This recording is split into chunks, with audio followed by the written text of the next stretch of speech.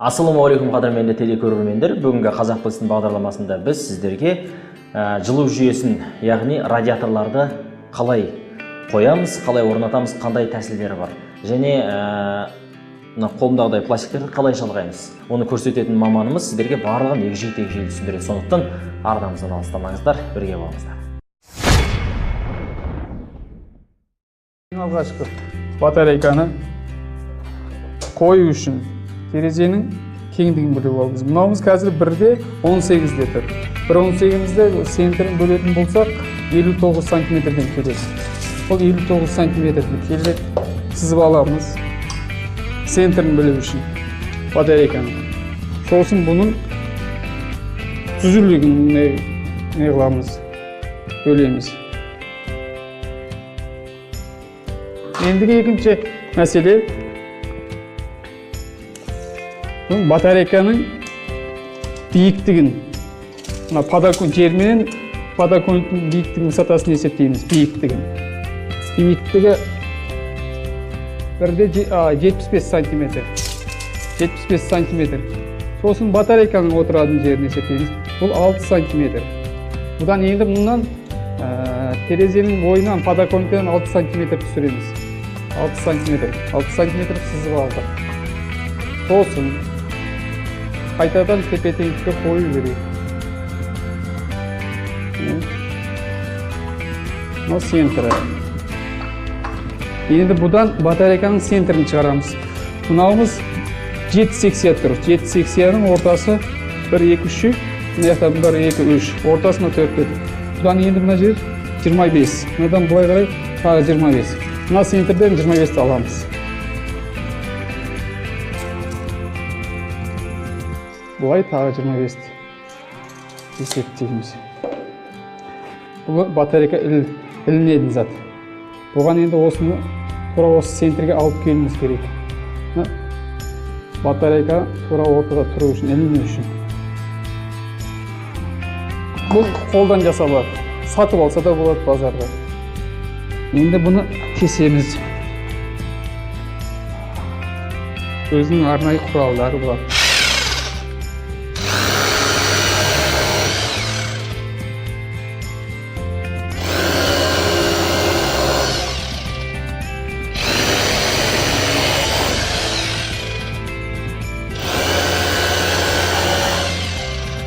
Ұстап тұру үшін, нағыл жүріп дейді, мықты бекітілу үшін.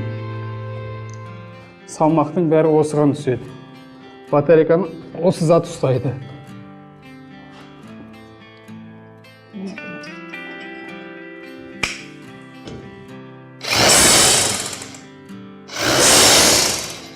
Мен тағы бір тексеріп алу керекпін.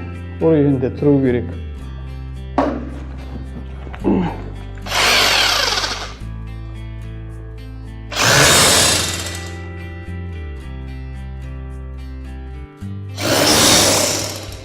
Бұны тағы бір қайта тексерсек, бұл орайында. Енді бұл дайын. Батарейканы ілуге болады.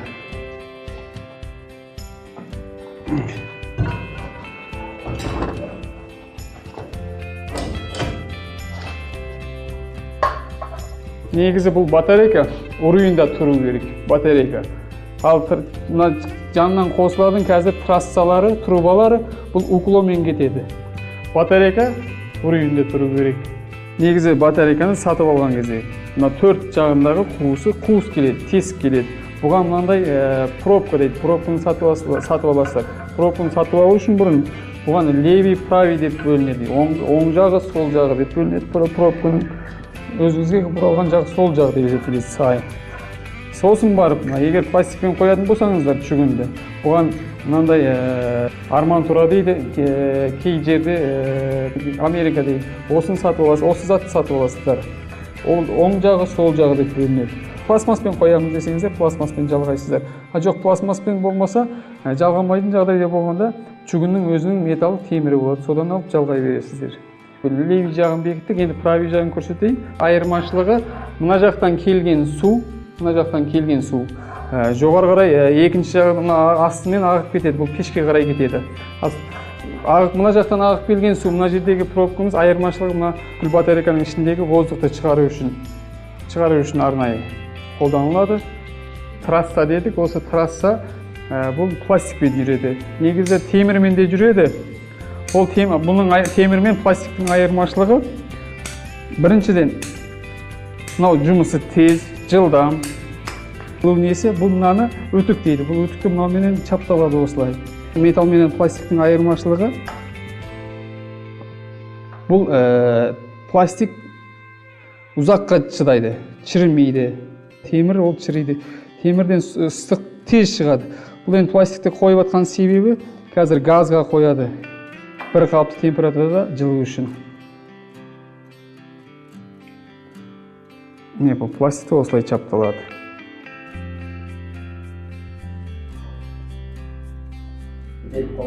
Жоқ, бітелмейді. Міне ішін көрдіңіздер. Мына жақтан да, мына жақтан. Бұны ұзақ ұстап тұрмау керек.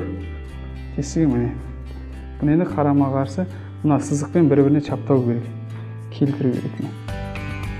Мына арматура дейді. Бұған чаптаймыз. Бұған тағы мына пластиктен кесіп аламыз.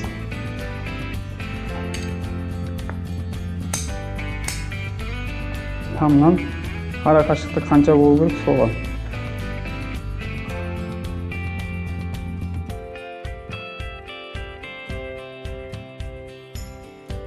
Қазіргі мына жабыстырған отводымызға, мына қолдағы отвод дейді. Бұған енді мына арматураны апарып жалғаймыз.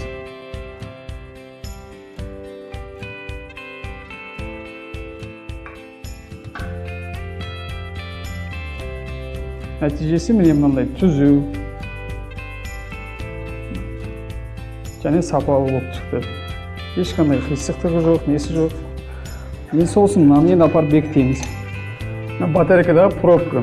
Бұл пробка батарейкаға бекітіледі. Бұл міне левий пробка.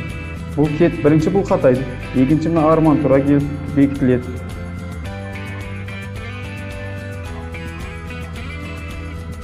Сосын бар, мынасы бекітіледі. Мына ортада жүрген сальнигі. Бұл суды жібермеу үшін қысып қалады.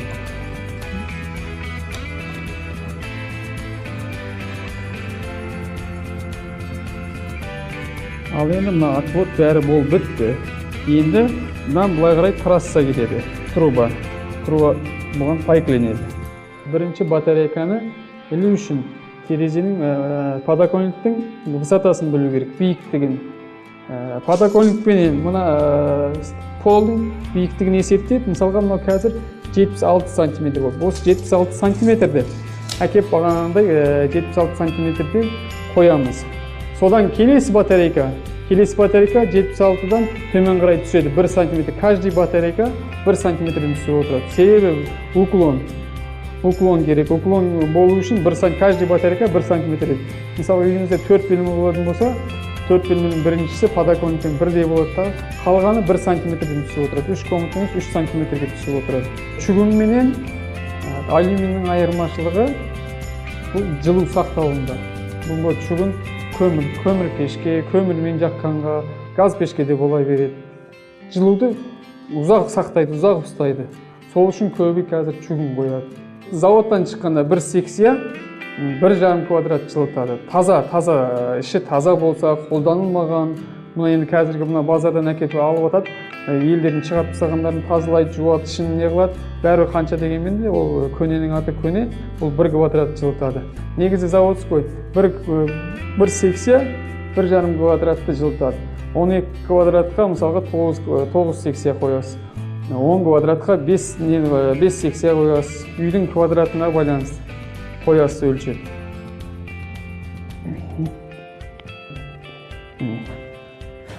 Бұл су жүретін трассамыз. Су келеді, ыстық су. Келеді, мынадан көтеріледі, уже через секция кете береді. Су жылы арғы шетіндегі трассаға түседі.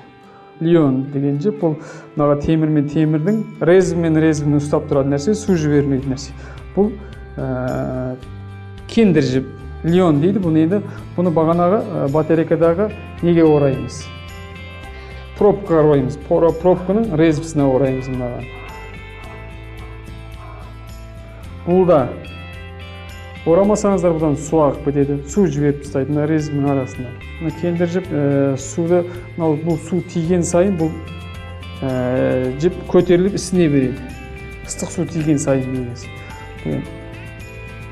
Сол үшін де осыны орайды кендір жіпті. Қарама қарсында көрдіңіздер ғой. Бұл енді жіпті өзіне қарай тағы бұл жинайды. Ал кейбіреулер керісінше не қылып қояды, ол пробканы жинаған кезде қарағымасы қайтадан ашылып кетеді. Арнайы бұның өзінің күріші болады. Күрішпен қысып бұрайсыздар. Міне қадірменді телекөрермендер, бүгінгі бағдарламамызда сіздерге қажетті ұсыныстарды айттық деп ойлаймыз. Біздің ұсынған көрсеткен дүниелеріміз кәделеріңізге жарап қалар дегенде ойдамыз. Біздің қолдан келген дүние сіздердің де қолдарыңыздан келері анық. Ал сәттілік, келесі бағдарламада жүздескенше аман сау болыңыздар.